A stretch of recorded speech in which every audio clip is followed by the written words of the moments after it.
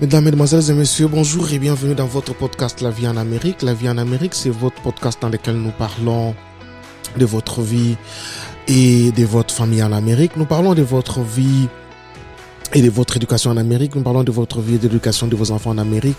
Nous parlons de votre vie et de vos finances en Amérique. Nous parlons de votre vie et de vos affaires aux États-Unis d'Amérique.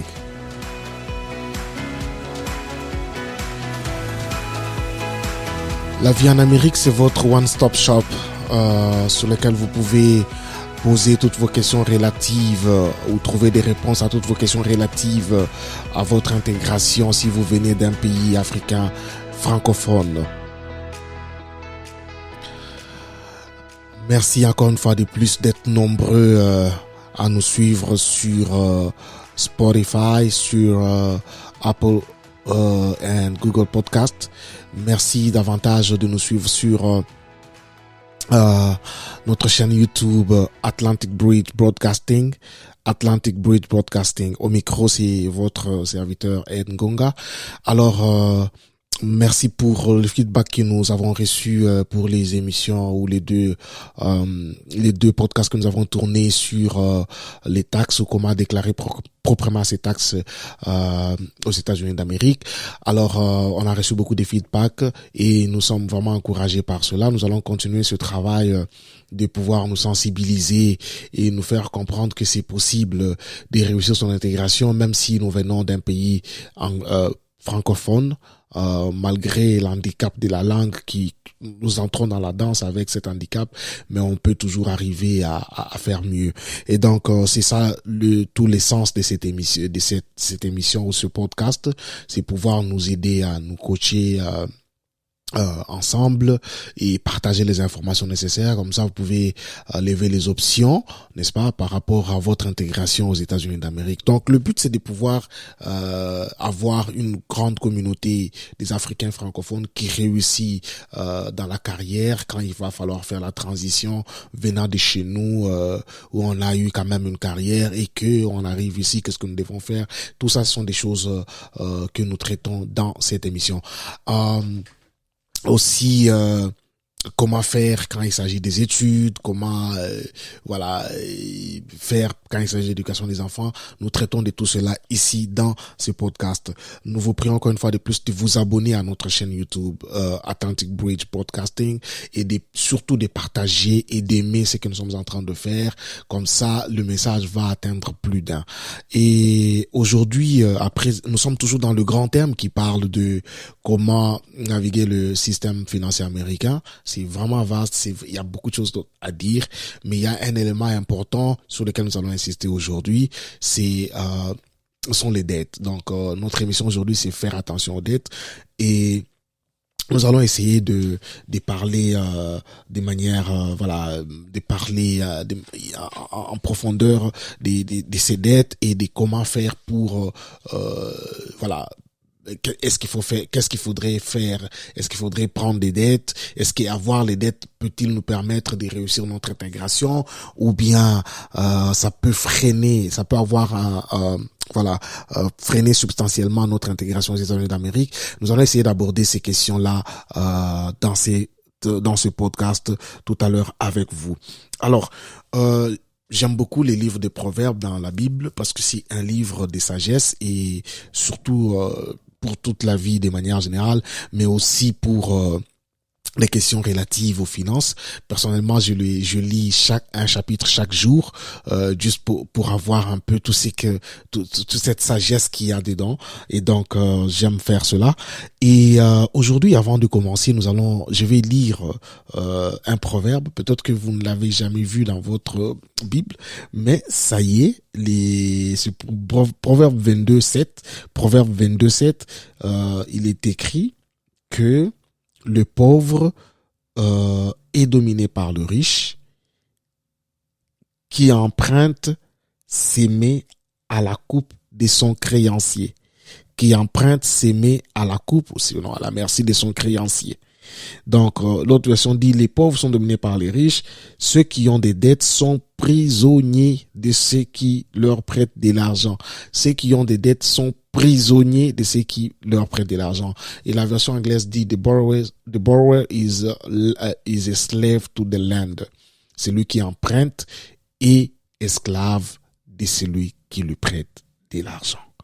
Vous voyez? Et ça, c'est une sagesse, j'allais dire éternelle, hein, c'est une sagesse depuis longtemps et reste d'actualité aujourd'hui. Même si le système dans lequel nous nous trouvons, le système américain bien entendu, c'est un système qui nous encourage à prendre des dettes à tout bout de champ. C'est pourquoi vous remarquez que vous recevez parfois des emails. Oh non, tu es approved pour $5,000 des credit cards. Alors généralement quand on vient de l'Afrique où nous n'avons pas forcément ce système financier ou soit le système financier qui est totalement différent de celui-ci, on saute sur l'occasion. Oh, $5,000. Oh, alors tu prends $5,000, tu commences à les dépenser comme si c'était ton argent, alors que ça ne fait que t'enfoncer dans les dettes. Alors ce sont des choses comme ça que l'Amérique nous encourage à faire. Vous imaginez, il y a un rapport que j'ai lu dernièrement qui dit que 77% des ménages en Amérique ont des dettes d'une certaine manière, d'une manière ou d'une autre. Donc 77% des ménages, ça peut être les dettes des cartes de crédit, c'est parmi les plus grandes dettes. Ça peut être les dettes des ce qu'on appelle student loan, donc les dettes les crédits des études. Ça peut être les dettes de voitures. Ça peut être les mortgages, donc la dette de la maison, le crédit maison. Ça peut être les billes médicales. Parce que parfois on a eu un problème, on est parti à l'hôpital et soit on a une assurance, mais l'assurance ne sait pas tout couvrir, ou soit on n'a pas d'assurance, pardon. Et le bill t'es su à la maison et tout ça. Alors vous voyez, ça c'est 77%, c'est quand même beaucoup. Vous voyez, et donc ça c'est le système. Le système nous encourage à vivre avec des dettes, à vivre dans des dettes, parfois jusqu'à ce que tu meurs. Vous voyez, c'est un système tellement bien fignolé par les banques, parce que finalement, quand tu es dans la dette, c'est celui qui gagne, c'est la banque. Ceux qui gagnent, ce sont les financiers, ce sont les banquiers, c'est la banque. Ce n'est pas toi. Vous voyez? Alors, j'ai reçu une vidéo, une de mes soeurs m'a envoyé du Canada une vidéo récemment d'un monsieur d'un frère qui visiblement est aux États-Unis et qui est en train de dire aux gens que non, voilà, il faudrait pas aller prendre des véhicules et tout ça parce que ça va abîmer votre crédit. Il faut pas aller prendre des mortgages et ça va abîmer votre crédit. Ce que vous pouvez faire, c'est essayer de construire votre crédit, c'est-à-dire construire le crédit avec construire le crédit et atteindre 800 points. Comme ça, quand vous avez 800 points, vous pouvez aller et puis on va vous donner un prêt de $700,000. Maintenant, vous pouvez venir payer la maison cash. Bon, je ne sais pas s'il y a des logiques dans ça. C'est totalement c'est totalement absurde. Alors, on entend beaucoup de choses là-dessus. On entend beaucoup de choses. Il y a des gens qui disent que les dettes sont, il y a des bonnes dettes et il y a des mauvaises dettes.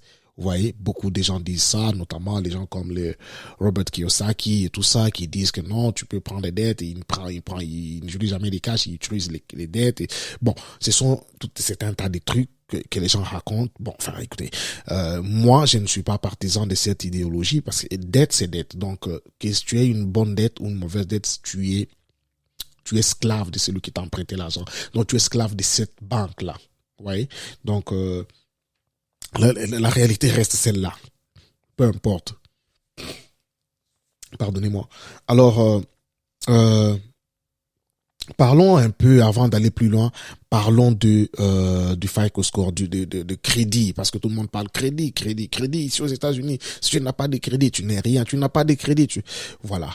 Mais, les crédits, c'est quoi? Le crédit, le FICO score, c'est quoi? Le FICO score, ce n'est pas une indication que tu as beaucoup d'argent. Ce n'est pas une indication que non, tu es tu es riche ou tu es financièrement bien assis. Non, ça ne veut pas dire ça. Le FICO score est composé des 5 components. 5 components, donc 5 compartiments. Il y a 35% des FICO scores, sont les dettes, la manière dont tu repayes tes dettes, les dettes que tu as. 30%, ce sont les dettes que tu as. 15%, c'est combien de temps tu as ces dettes-là, n'est-ce pas? 10%, ce sont les nouvelles dettes. 10 autres %, ce sont les types de dettes que tu as. Est-ce que c'est un student loan? Est-ce que c'est un mortgage? Est-ce que c'est un auto loan et tout ça là? Vous voyez? Donc, 35% de la manière dont tu repayes la dette, 30% des dettes que tu as, 15% de combien de temps tu es resté en dette, endetté, 10% des nouvelles dettes, 10% des types de dettes que tu as. C'est ça le FICO score. Alors, si quelqu'un dit que j'ai 800 points dans les FICO score, ça veut dire que le gars, il est totalement dans les dettes là. Vous voyez? Parce que c'est que ça veut dire. Si tu n'as pas de dettes, tu n'as pas de FICO score. Tu ne peux pas avoir de FICO score. Vous voyez? Mais si tu as des dettes, tu vas avoir le FICO score. Alors, le FICO score n'est pas forcément, c'est que une richesse ou quoi. Non. Et puis, on ne peut pas construire, parce que j'ai vu les gens parlent et disent non, c'est comme ça que tu deviens riche et tout ça. Tu ne peux pas devenir riche avec les dettes. Ce n'est pas logique. Ce n'est pas logique et ça n'a toujours pas été logique depuis tout ce temps, depuis des milliers de temps qui existent, n'est-ce pas?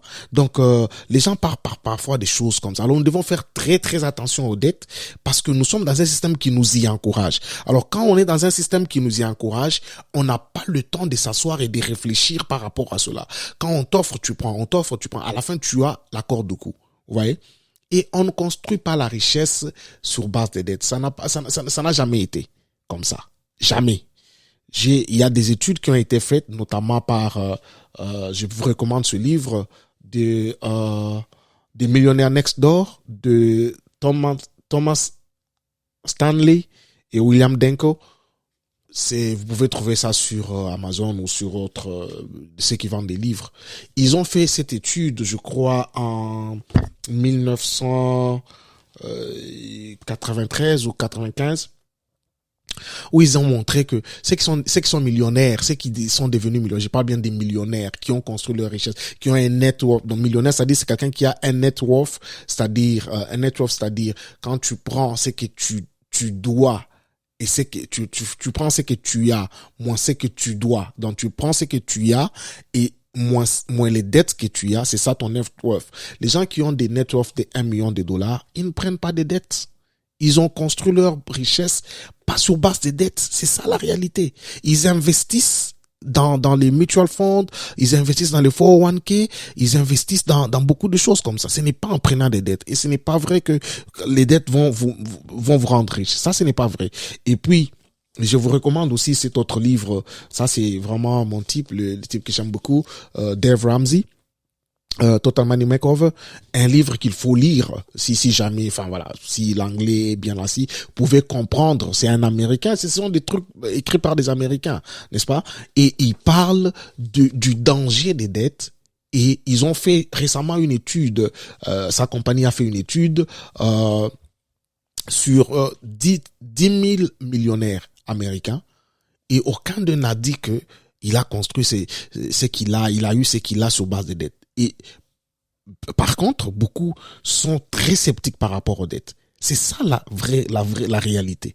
Alors quand les gens dans les réseaux sociaux et d'autres personnes racontent des bobards en disant que non, voilà, vous devez prendre des dettes, ça va vous faire riche, je me demande d'où est-ce qu'ils tirent ça. Alors là, nous avons parlé des FICO scores. J'étais juste en train de recadrer un peu ce que par rapport à la vidéo que ma soeur m'a envoyée l'autre fois. Alors, parlons maintenant des dettes, des différents types de dettes que nous avons ici aux États-Unis et des différents types de dettes dans lesquelles nous sommes susceptibles de tomber. Vous avez les cartes de crédit.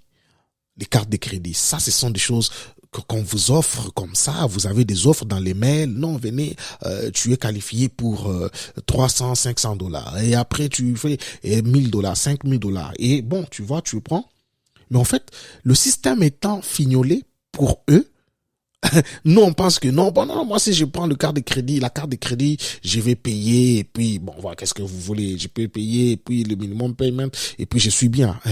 Mon cher ami, le système n'est pas fait par toi. Il est fait par eux, et ils savent ce que, ils sont en train de faire. Nous allons revenir sur la carte de crédit, mais donc, là, je suis en train d'énumérer les types de dettes dans lesquelles nous sommes susceptibles de tomber.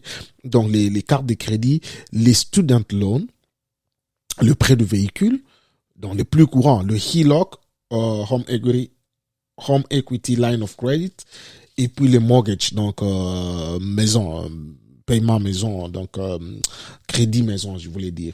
Donc vous voyez, ça ce sont les choses qui sont les dettes que nous sommes qui sont comme des traps, comme des pièges, voilà, qui sont comme des pièges qu'on nous tend par les banques et autres pour que nous puissions tomber dedans. Vous voyez? Et c'est comme ça que eux, ils vont continuer à avoir de l'argent parce que ils jouent sur l'intérêt. Ils te donnent $300, tu ne sais pas combien, ils vont te prendre au fur et à mesure. Donc voilà. Revenons sur les cartes de crédit. 8 sur 10 Américains ont une carte de crédit. 8 sur 10. C'est quand même un grand nombre. 8 sur 10, c'est beaucoup. Vous voyez? Et c'est ça le système. C'est ça le système dans lequel nous sommes. Et c'est ça ce qui est normal. N'est-ce pas? C'est ça, c'est qui est normal. Mais ici, dans cette émission, dans ce podcast, nous voulons pas que nous puissions être normal. Nous devons être anormal, si vous voulez, parce que le système, il est complètement, voilà, en faillite. Le système, il est mauvais. Le système, il est mauvais. Donc, 8 sur 10 Américains ont des cartes de crédit. Et les gens disent que non, voilà, oui, mais quand tu as la carte de crédit, tu peux arriver à la payer, c'est pas un problème, et tout, et tout. Oh oui, c'est un problème parce que là, on pense que, mais combien de gens payent leur carte de crédit? J'ai lu un rapport de la Fed, donc Federal Reserve Bank, qui dit que 48% des détenteurs des cartes de crédit, 48% ne payent pas cette carte-là à la fin de chaque mois. Parce que vous devez payer, quand vous dépensez une carte de crédit, c'est pas votre argent. C'est pas votre argent. Vous avez une carte de crédit, mais c'est pas votre argent. C'est l'argent de la banque. Admettons, vous avez une carte de crédit de $500, $300, $1000. Vous allez vous manger au restaurant, vous allez vous payer les choses avec. À la fin du mois, on vous envoie un statement et un bill à payer. Alors, on te dit, non, ben écoute, tu n'as pas besoin de payer tout ça. Hein. Tu peux juste payer le paiement minimum. Vous voyez? Par exemple, vous avez une carte de $300, on vous dit de payer $25 juste par mois et tout ça malgré tout ce que vous allez faire comme dépense. Vous voyez? C'est un truc bien fignolé par eux et ils savent ce qu'ils sont en train de faire. Et c'est comme ça que les gens tombent dans cette histoire. Et les credit cards, c'est parmi les choses que la plupart d'Américains, parmi les dettes que la plupart d'Américains ont et la plupart de ceux qui vivent aux États-Unis ont. Et je peux vous assurer que ça va vous slow down, ça va ralentir votre intégration. Parce que vous allez travailler, mais l'argent que vous allez avoir, vous devez repayer ce que vous avez utilisé. Vous voyez? Donc c'est ça la triste réalité. Et il est démontré par des études psychologiques. J'aimerais d'abord mettre un point ici pour dire que les personal finances, donc les finances personnelles, hein, ce n'est pas un problème mathématique, c'est pas un problème de calcul, c'est pas un problème, oh non, moi je suis économiste, non, ce n'est pas ça, c'est pas un problème d'économiste, c'est un problème psychologique. C'est un problème psychologique. Voilà pourquoi parfois tu dis, ah non, mais moi je suis économiste ou je suis financier, je peux faire ceci, je sais faire ceci, et ça ne marche toujours pas. Pourquoi? Parce que c'est un problème psychologique d'abord. Et donc, il y a une étude que j'ai lue qui faite par McDonald's, right? Et ils ont découvert que les gens qui viennent à leur restaurant à McDonald's, ils payent avec la carte, qu'elle soit une carte de crédit ou qu'elle soit une carte debit card, donc que ce soit crédit ou debit, la carte avec laquelle ils payent, ces gens-là payent plus toujours. Tandis que les gens qui viennent payer avec l'argent cash, avec du cash à la main, ils payent 46% moins. 46% moins. Ça c'est énorme. Vous voyez? Mais tout ça, c'est dû à quoi? C'est psychologique. Parce que quand admettons, vous avez un billet de, je sais pas moi, $50, vous allez à McDonald's pour manger ou quoi? Vous commandez vos French fries et tout ça. quand vous sortez l'argent à main, il y a il y a une émotion attachée à cela, n'est-ce pas? Il y a une émotion attachée à cela. Ça peut, oh non, il n'est que $50, ok, d'accord. Bon, j'achète la nourriture de $20. Vous comprenez? Ça, c'est plus facile. C'est comme ça parce que tu vois ça, il y a une émotion attachée à cela. Tandis que quand tu utilises ta carte, qu'elle soit credit ou qu'elle soit debit, tu ne vois pas l'argent. Donc, il est vraiment difficile de faire intervenir ton émotion dedans. Donc, tu vas seulement là-bas, ok. Ah, ok, c'est combien? C'est $20. Oh, tu as ton ami, ok. Ok. Donnez-lui aussi.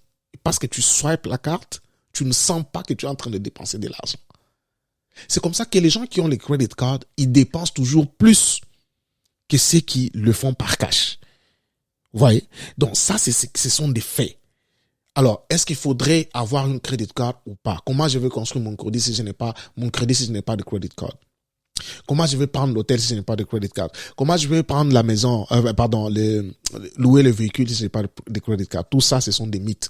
Parce que le véhicule, tu peux aller le prendre sans credit card. Moi, j'ai loué des véhicules à maintes reprises sans credit card.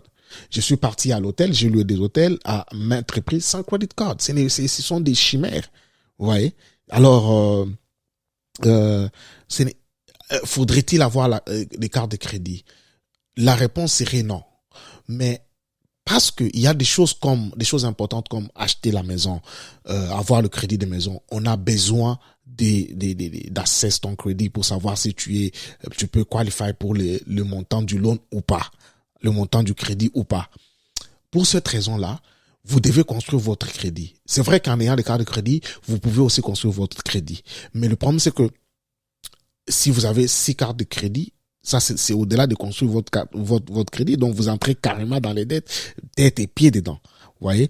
Alors, qu'est-ce qu'il faudrait faire dans le cas d'espèce? Il faudrait peut-être aller dans votre banque, leur donner de l'argent, leur dire que je voudrais construire mon crédit, je voudrais avoir un secure credit card, donc, et ils peuvent vous donner une carte de crédit sécurisée, si vous voulez, et c'est parce que c'est votre argent, ça sera votre argent dans la carte, mais ça va vous aider à construire le crédit de la même façon que les insécures, que dans les cartes de crédit qui ne sont pas sécurisées, c'est-à-dire les cartes de crédit où vous allez appliquer à une banque et puis on vous donne une carte de crédit, des choses comme ça. Et donc, vous pouvez construire le crédit avec les cartes de crédit sécurisé qui est votre argent et que vous pouvez mettre dans cette carte et puis utiliser et puis construire votre crédit. Cela est possible. Alors je me demande pourquoi la plupart des gens n'appuient pas sur ça, parce que c'est plus facile, c'est votre argent, vous n'avez pas de l'argent à qui que ce soit. Retenez ici que, comme nous l'avons dit au début, celui qui emprunte est esclave. Il est esclave de celui qui le prête. Rien à faire, peu importe celui qui te prête. Tu es esclave quand tu as des dettes. Voilà pourquoi nous allons après cette le prochain numéro, nous allons parler de comment arriver à payer ses dettes, parce qu'il faut payer ses dettes. Ouais, il faut payer ses dettes. Il faut pas aimer les dettes. Il y a un vieil adage qui dit chez nous en Afrique notamment que celui qui paye les dettes s'enrichit, et ça vaut son pesant d'or. Celui qui paye ses dettes s'enrichit. Alors la deuxième dette dont je veux parler, dans lequel nous sommes facilement à même de tomber, c'est les student loans ou le crédit des études. Mais mes chers amis, c'est parmi les dettes les plus dangereuses. Toutes les dettes sont dangereuses, bien sûr, mais celle-ci, tu ne peux pas déclarer faillite pour les student loans. C'est-à-dire que les student loans, ça va rester collé à toi jusqu'à ce que tu payes. Les autres dettes, tu peux déclarer la faillite, chapitre 13, donc bankruptcy. Chapter 13, tu peux déclarer, mais ça, la dette de student loan, tu ne peux pas. Vous voyez? Tu ne peux pas déclarer. Tu dois la payer. Et les gens pensent que non, les gens ont pensé à un moment que non, c'était des bonnes dettes. Voilà, nous avons pris des dettes d'études, on étudie et puis on va repayer. C'est pas vrai. Je vous invite d'aller suivre une émission, enfin, un documentaire sur, je crois, c'est sur Amazon Prime, qui parle de Borrowed Future. Donc, la situation des loans des étudiants, c'est une situation catastrophique actuellement. Les gens se sont endettés, ils ont pris des dettes, ils ont étudié, et puis maintenant, ils ne sont même pas en mesure de trouver le travail qui peut leur donner à repayer ces dettes. Peu seulement y arrivent. Vous voyez? Donc, suivez ce documentaire si vous avez le temps et vous verrez comment cette situation, elle est très, très, très dangereuse. Alors, les student loans actuellement aux États-Unis, c'est 1,56 mille milliards de dollars avec chaque emprunteur avec une moyenne de 35 000 dollars. Et c'est la deuxième plus grande dette après le mortgage. Le mortgage, c'est la première parce que le mortgage, c'est la maison et ça se comprend. Mais la deuxième plus grande dette actuellement aux États-Unis, c'est la dette des étudiants, la dette des étudiants. Donc, 18 à 29 ans d'âge, les gens entrent dans ces problèmes, dans cette histoire de loan. Quand vous allez, voir voir les conseillers à l'école, à l'université, ils vous disent directement, vous pouvez prendre des loans. On vous donne des loans, et à la fin, vous terminez, vous ne savez pas comment repayer ces dettes. C'est vraiment une situation gravissime. Et donc, pour envoyer les enfants à l'école, il faut réfléchir deux fois. Il faut se préparer. Il faut se préparer et préparer à ne pas tomber dans ce piège-là. Vous voyez? Et la préparation commence plus tôt.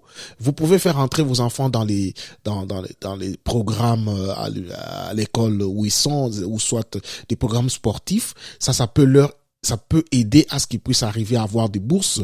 Et s'ils ont des bourses, pourquoi pas? Ça, c'est une bonne chose.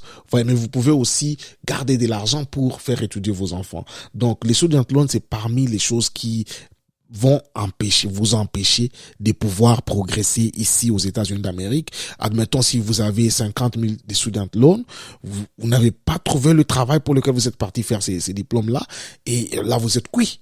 Vous voyez? Et ça va vous garder au cou jusqu'à ce que vous puissiez payer ça. Et beaucoup ne payent pas ça. Il y a quelqu'un qui me disait que lui, il va mourir avec. Vous voyez? Ça, c'est pas un bon plan, quoi. Vous voyez? Et donc, l'autre dette dont nous devons parler, c'est les prêts de véhicules. Les prêts de véhicules, ça c'est courant. C'est-à-dire, quand vous allez voir un dealer, vous avez besoin d'un véhicule, vous n'avez pas de moyens, mais vous avez votre crédit, vous allez là-bas et on vous donne un véhicule. Généralement, les gens vont prendre des véhicules parfois neufs, mais c'est qui est aussi parce que c'est ça le système. Ouais. Le problème, c'est pas vous. Le problème, c'est pas les gens. Le problème, c'est le système qui encourage cela. Ouais. La personne mauvaise ici, c'est le système. Ce n'est pas les gens qui vont aller prendre. Mais c'est pourquoi nous sommes là pour dire aux gens, il faut faire très attention parce que le système, il est broke. Le système, il est foutu. Ouais. Et donc, les gens vont prendre des véhicules. Si vous allez prendre un véhicule qui vous coûte pratiquement, donc qui a le même montant, le montant du véhicule a le même prix, est le même que votre salaire annuel, alors vous êtes foutu. Et malheureusement, c'est ce que la plupart des gens font. Ils vont prendre et moi, j'ai fait aussi cette bêtise-là. Je suis pas en train d'appuyer, de montrer les doigts sur les gens ici. Donc, c'est pour ça que nous faisons ces genres d'émissions pour nous éviter ces genres de bêtises. Nous avons fait cette bêtise. Admettons, on te paie 40 000 dollars l'an, et puis toi, tu vas aller prendre un véhicule qui coûte 40 000 dollars. Mais quand est-ce que tu vas payer ce véhicule? Ça va te prendre pratiquement 7 ans pour payer le véhicule. Et vous savez quoi? Le véhicule, dès que tu quittes avec ça du lot du concessionnaire, ça perd des valeurs. Ça perd drastiquement des valeurs. Ce qui fait que si c'est un véhicule de 40 000 dollars, dès que tu quittes chez le concessionnaire, déjà, c'est fini. Ça commence à perdre des valeurs. Dans 5-6 ans, ça perd pratiquement 60% de sa valeur. C'est ça la réalité. Et donc, les gens nous tombons dans ça, nous sommes tombés dans ces genres de choses parce que nous ne savions pas, vous voyez, nous ne savions pas et tout. C'est pourquoi nous parlons ici. C'est pourquoi nous disons ça.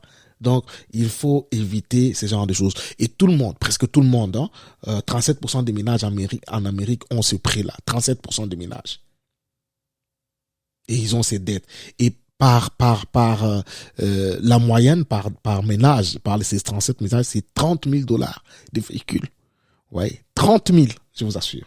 Et donc, avec un paiement de 554 ou 600 dollars, et quand tu vas mettre l'assurance et tout, donc tu vois que tu te retrouves vraiment dans une situation pas très bonne.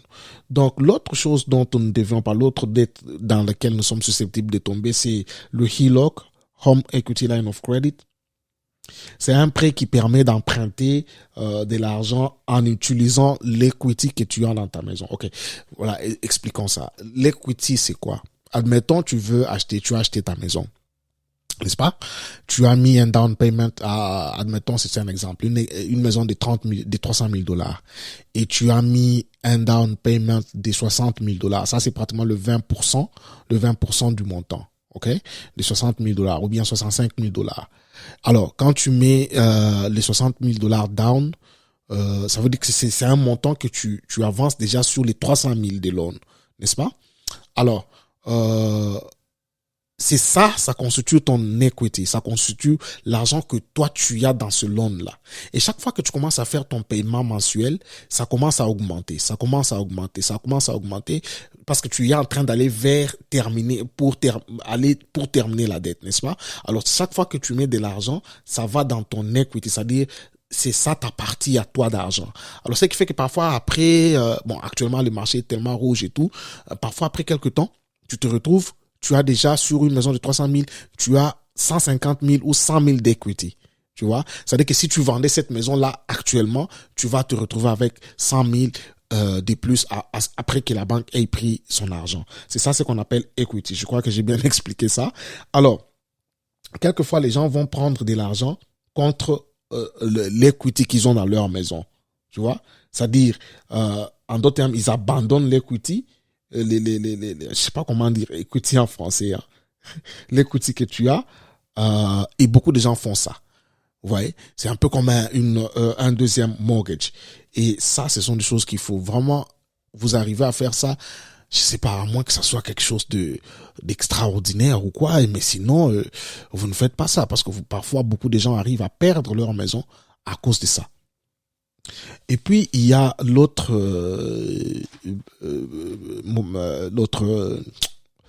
dette dont nous devons parler. Ça c'est tout le monde qui les prend, peut seulement payer leur maison cash, un peu comme chez nous en Afrique, mais ici la plupart ils payent en prenant des dettes parce que ça coûte cher. Ça coûte cher et on n'a pas toujours l'argent pour payer cash. Vous voyez? Même si ça serait la bonne façon de faire, c'est-à-dire payer cash. Mais comme on n'a pas d'argent, donc, voilà, on fait avec ce qu'il y a. C'est comme ça que la plupart, c'est la plus grande dette. La plus grande dette parce que quand les gens vont prendre les loans des maisons, les crédits des maisons, ça fait tourner l'économie et on ne va pas entrer dans toutes ces tralala économiques et tout, mais c'est parmi les plus grandes dettes parce que ce sont des dettes qui commencent à partir des 250, 300 000, 400 000, 500 000, 1 milliard et puis vous montez. Donc ça c'est quelque chose que l'on peut personnellement, je pense que là c'est compréhensible parce que personne ne peut, à moins que vous ayez vraiment gardé votre argent pendant longtemps et tout, mais généralement c'est difficile d'arriver à 400 000 dollars ou 300 000 dollars en compte. Ici aux États-Unis, tout ça là, vous voyez, c'est pas évident parce que en fait, en réalité, le problème que nous avons actuellement, c'est le problème de les gens veulent gagner vite. Les gens veulent gagner l'argent vite. Les gens veulent devenir millionnaires vite. Voilà pourquoi vous avez les jeunes gens qui vont dans des trucs comme les Robinhood, les apps d'investissement et tout ça. Mais pourtant, toujours dans le proverbe, je n'ai pas préparé ces proverbes-là, je le dirai peut-être prochainement. Dans ce proverbe-là, on dit que la richesse gagnée rapidement, ça va s'effritrer, va partir, va s'envoler si vous voulez. Je paraphrase. Vous voyez? Et c'est parce que nous sommes dans ce monde-là où les gens veulent faire ceci vite, les gens veulent faire à atteindre la richesse vite, les gens veulent faire des histoires généralement pour que les autres nous voient. C'est ce qui fait que les gens vont entrer dans les dettes. Et le problème, ce n'est pas un problème des dettes. Le problème ici, c'est un problème de la personne qui va prendre des dettes et un problème du système. Vous voyez? C'est pourquoi, si on change le comportement de la personne qui va aller prendre la dette, on résout le problème. Si cette personne peut comprendre que il doit vivre en deçà de ses moyens, parce que c'est comme ça qu'on devient riche. On ne devient pas riche en vivant de manière extravagante, Admettons si vous touchez 10 000 dollars le mois et que vous dépensez 10 000 dollars. Vous êtes pauvre. Quoique 10 000 dollars, c'est beaucoup d'argent. Vous touchez 10 000 dollars le mois, vous dépensez 11 000 dollars. Vous êtes plus que pauvre. C'est ça la triste réalité, en fait, qu'il y a. Les gens vivent au-delà de leurs moyens. Et quand on vit au-delà de ses moyens, on ne peut pas, ça c'est à moins d'un miracle, on ne peut pas devenir riche. Parce que la richesse s'est construite petit à petit. Et il faut de la discipline. Donc vivre en deçà de ses moyens, vivre pour soi. Vivre pour soi. Il y a un livre que ma femme a qui dit que vivez votre vie, pas la leur. Oui, vivez votre vie, pas la leur. Parce que actuellement, dans ce monde de réseaux sociaux et tout le monde veut qu'on le voie. Tout le monde veut qu'on voie qu'il a quelque chose de spécial. Raison pour laquelle vous voyez, je n'ai rien contre ça. Vous voyez quelqu'un qui va acheter un nouvel habit. Voilà, il se filme ou il se prend en photo. Il met ça sur Facebook ou sur Instagram et tout ça. Pourquoi? Parce que il y a ce besoin-là d'être vu, n'est-ce pas? Et quelqu'un va aller prendre un véhicule. Par exemple ici, écoutez, ici aux États-Unis, ça n'impressionne personne. C'est en Afrique où quand quelqu'un achète un véhicule, on trouve que c'est extraordinaire. Ça n'impressionne personne parce que nous savons comment on peut arriver à prendre des véhicules. Vous voyez? Alors si vous roulez carrosse et tout, donc ça dit que ça ne veut absolument rien dire parce que parfois vous n'avez pas payé. Cash, souvent vous n'avez pas payé cash. Vous voyez? Et donc vous voyez que quand on ne vit pas sa vie. On veut que les autres nous voient. On vit pour, comme on dit en anglais, keep up with Joneses, c'est-à-dire vivre pour les autres, essayer de voir l'autre a trouvé une maison. Moi, je vais aussi aller prendre une maison comme la sienne. L'autre a acheté un véhicule. Moi, je vais prendre aussi un véhicule comme le sien et tout ça. Mais tu ne sais pas comment l'autre a fait. Vous voyez? Alors, les gens se retrouvent dans cette situation-là. Nous retrouvons dans cette situation-là parce que soit nous ignorons comment les choses fonctionnent, soit nous faisons des choses pour impressionner les autres. Et quand on fait les choses pour impressionner les autres, les résultats, c'est toujours la catastrophe. Vous voyez? Alors, chers amis, le système est déjà bien placé pour que nous puissions tomber dans ça. Et je peux vous assurer, si vous avez des dettes, il faut les payer. Si vous ne les payez pas, ça va vous garder au cou. Vous allez vous dire, non, je vais continuer toujours à mettre les minimum payments et tout ça, ça va aller. Ça ne va pas aller. La vie n'est pas faite comme ça. Essayez d'imaginer que vous n'avez aucun paiement à faire. Aucun alors. Vous avez payé off votre mortgage. Vous n'avez pas de véhicule que vous payez. Vous n'avez pas de medical bill que vous êtes en train de payer. Vous n'avez que vos besoins de la maison. Donc, les besoins de la maison. Vous avez votre budget de la maison. Vous pouvez vous imaginer ce que ça peut être. Et l'argent que nous sommes en train de payer dans les choses comme les cartes de crédit et autres, là, au pays, cet argent peut nous servir à investir pour notre futur. Vous voyez? Ça peut nous servir à investir, que ce soit dans les mutual funds ou je ne sais pas moi quoi, dans les 401k et tout ça. Mais pourquoi les gens n'arrivent pas à investir? Parce que tout l'argent part déjà au paiement. Vous voyez? J'ai un de mes vieux personnages me disait que, petit, l'argent avant que ça rentre même dans le compte, c'est déjà parti. Ça dit que déjà tu dois faire ces paiements. Je dois payer le téléphone. Je dois payer le téléphone parce que tu as pris le téléphone à crédit. Je dois payer le véhicule. J'ai pris le véhicule à crédit. Je dois payer les appliances, parfois les washing machines et tout ça à la maison. Je dois payer ça. Tu as pris ça à crédit. En plus, tu dois payer la maison parce que la maison elle est à crédit. Mais finalement, tu n'as rien. Tu ne peux rien avoir à la fin. Et ça, ce n'est pas comme ça qu'on peut réussir son intégration aux États-Unis d'Amérique. Alors, quelqu'un qui viendrait dire que non, il faut prendre des dettes, ça va t'aider. Les dettes ne peuvent pas t'aider. Et la manière dont c'est design, c'est design pour que, c'est pas pour toi, c'est pas pour ton bénéfice. C'est pour le bénéfice de la banque. Et donc, nous devons faire attention à ces choses parce que le système nous y pousse. Le système est déjà prédisposé à cela. Vous voyez? Et donc, nous devons faire très attention, mes chers téléspectateurs, auditeurs. nous devrions vraiment parler et insister sur cette question des dettes parce que ça va substantiellement te slow down dans ton intégration. Imaginez-vous, si vous n'avez pas de dettes, vous avez des options. Vous avez des options. Beaucoup de gens aujourd'hui sont dans des boulots qu'ils n'aiment pas. Et ils sont stock dans ça. Pourquoi? Parce qu'ils doivent faire le paiement qu'ils ont. Vous comprenez? Alors, quand tu es stock, tu n'as pas d'option. C'est la plus dangereuse des choses qu'il faut. C'est l'endroit le plus dangereux qu'il faut se trouver. Ne pas avoir des options.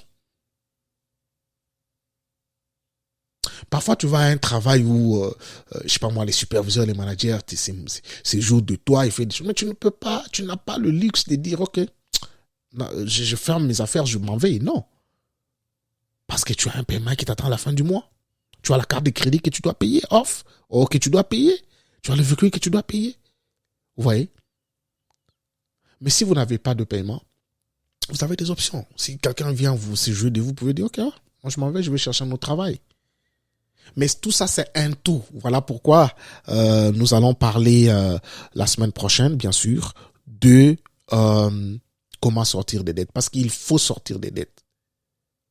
Il faut sortir des dettes. C'est très important.